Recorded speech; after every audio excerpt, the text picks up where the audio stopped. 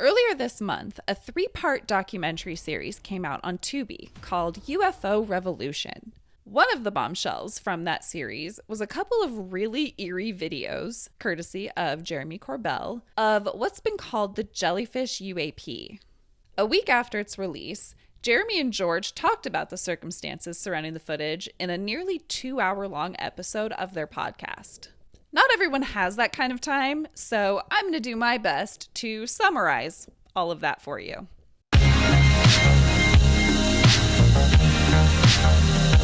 Prior to ever seeing the jellyfish footage, George and Jeremy had heard from a few credible sources about a really bizarre UAP incident that occurred at the Pantex plant just outside of Amarillo, Texas. Pantex is the U.S.'s primary nuclear weapons assembly and disassembly facility.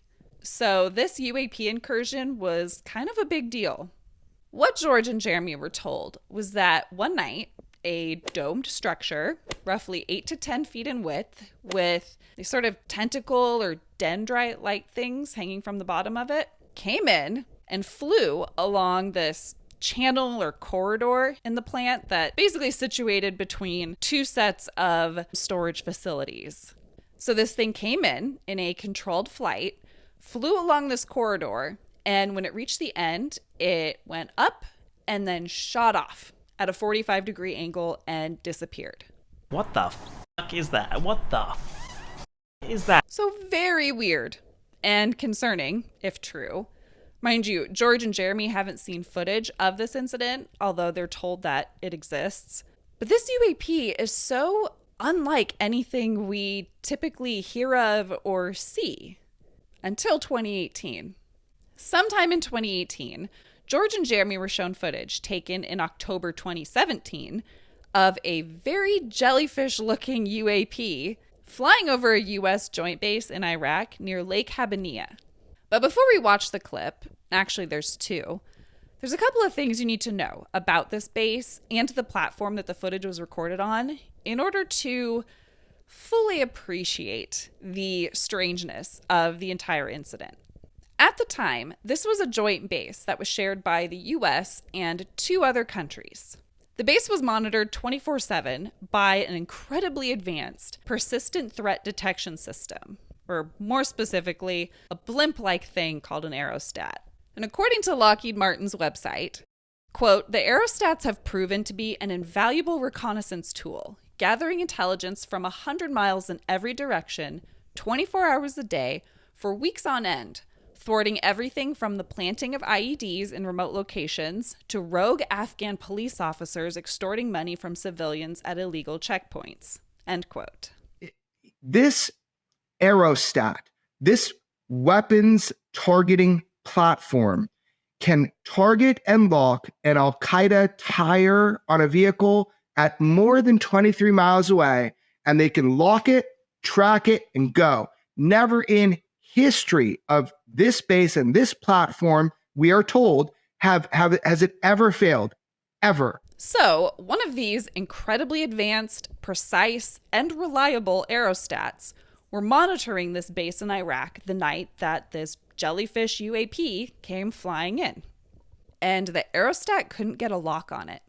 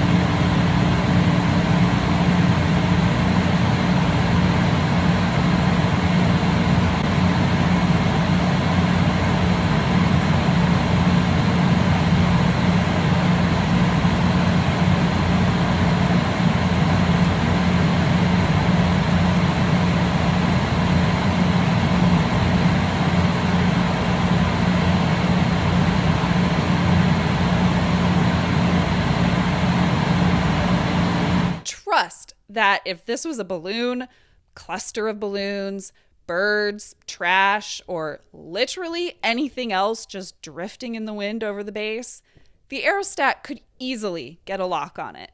And I'll just tell you now that the platform was pulled down and fully detailed the following day to try to determine why it couldn't get a lock on this UAP, and everything was found to be working perfectly.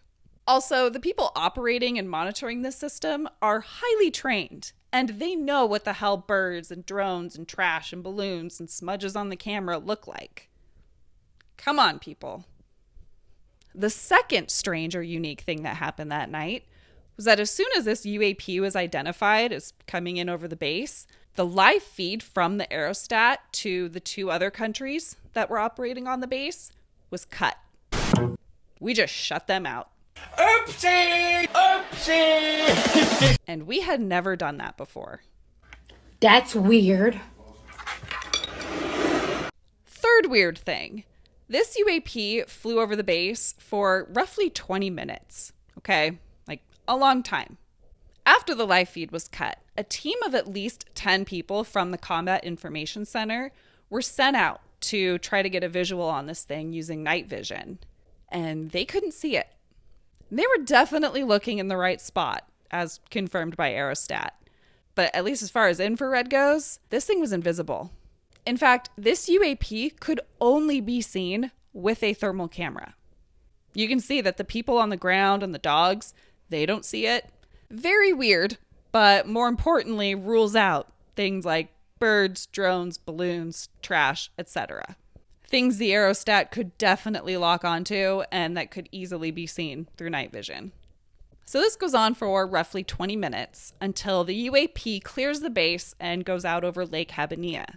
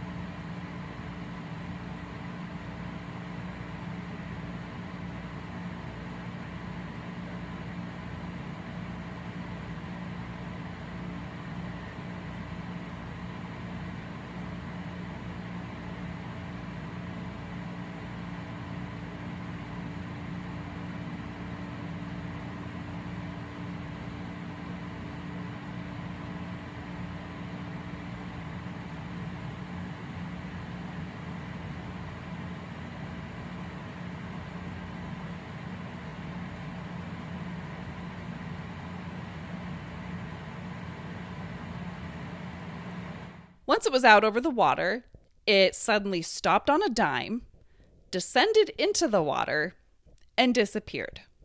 It's been reported that the tentacles or dendrite-like things at the bottom remained stiff as they went into the water. This footage that we don't have, there's really close up of it. What was described to me was that these things you see hanging down, that they were geometric, as if, like, it was specifically said to me, like an armor or like a fish scales. So when geometric pieces, and you notice also it's stiff, right? So there's not a lot of wind from what I understand at the base at the time. So this thing disappears into the water, and everyone's told to keep monitoring that area in case it reemerges or something else happens. 17 minutes later, this thing comes up out of the water and shoots off at a 45-degree angle and disappears. Very similar to the Pantex UAP. That proof, that evidence is with an intelligence agency of this object stopping, going into the water for a duration of period, coming back out and shooting off. Again, like the Pantex footage, that is somewhere in the world. I mean, that footage exists. After the UAP took off and the event appeared to be over, one of the top guys, probably the base commander, but we don't know for sure, rolled up with 2 armed Marines to the Combat Information Center, where all of this footage was being recorded, and confiscated it. Notably, he didn't sign the footage out and create a record of it having existed. He just straight up took it and said, "This never happened. Don't ever talk about it." This was a very unusual and unprecedented response. Thankfully, someone, or someones, at the CIC thought to record this footage onto something else before it was confiscated, because the originals were definitely buried by one of our intelligence agencies. But we are still not done with the strangeness. The following day, everyone who was involved in or witnessed this incident was brought in, questioned, and forced to sign NDAs specific to this event. Mind you, they already had to sign NDAs in order to work at this base, but they had to sign another one specific to this incident. And they don't have to sign NDAs when they see birds, balloons, drones, etc.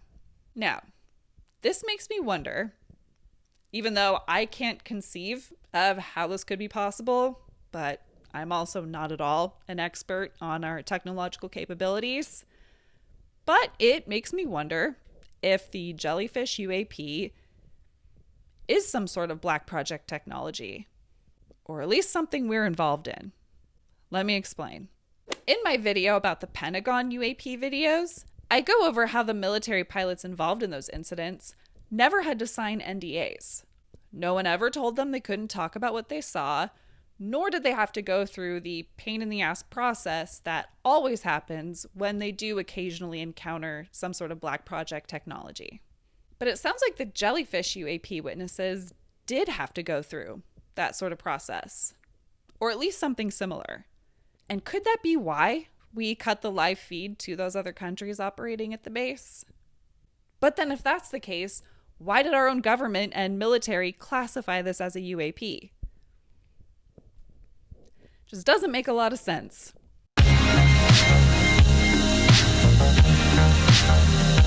Imagine being one of the people who was stationed at this base and saw the footage and knew that it happened and try explaining it to some people, but they really don't get it. And you know there's no way you'll ever have the footage of it to point to say, hey, this is what I saw. And then the series airs. And lo and behold, there's that footage that you never thought you'd see again. Well, that's exactly what happened to Marine veteran Michael Sinkoski. During that deployment to Iraq in 2017-2018, Sinkoski was an ISR tactical controller, which ISR stands for Intelligence, Surveillance, and Reconnaissance. Basically, he was air traffic control / mission control for drones. He told them where to go, what to look at, and what their missions were. And he was also in charge of monitoring the UAVs that our adversaries would try to fly in over the base. Suffice it to say, this guy knows UAVs. With or without payloads, what we have, what our adversaries have, and what they look like on the Aerostat platform. In his interviews with the New York Post and on Weaponized, Sinkoski has maintained that he's 50-50 on the jellyfish UAP. I'm kind of 50-50 between, there could be a logical explanation behind what this thing could be. But I am very open to the idea of it being something a little more exciting. And I with the information that I have, and with my background being an intelligence analyst, right? With all that information that I have, I'm leaning more towards it's a more prosaic phenomenon. It could be probably logically explained. Now, that being said, this guy, who has arguably way more knowledge than most of us on military UAVs, and has definitely seen more footage of them, says that he has never seen anything like this before. So I understand there's parameters to your expertise, but with that said, you've seen a lot of shit. You've seen a lot of drones with bombs on them. Does this have the same morphology? Is this consistent with anything you've ever seen before? No, I've never seen anything like this before. What's strange about it is that no other systems or that I'm aware of sensors picked it up, that it seemingly was over our base, and the only way that we were able to see it was just with one of our thermal cameras. My impression of Sinkoski is that he's just a guy who happens to know from his own deployment to that base that this footage is real, that this event actually happened, and he was just trying to lend a little more credibility to the footage. while also offering his own opinion, given his background, that, yeah, this thing was really weird and unlike anything he'd ever seen before, which is important. We need to hear from more people like him. Every little piece of the puzzle helps to complete the full picture.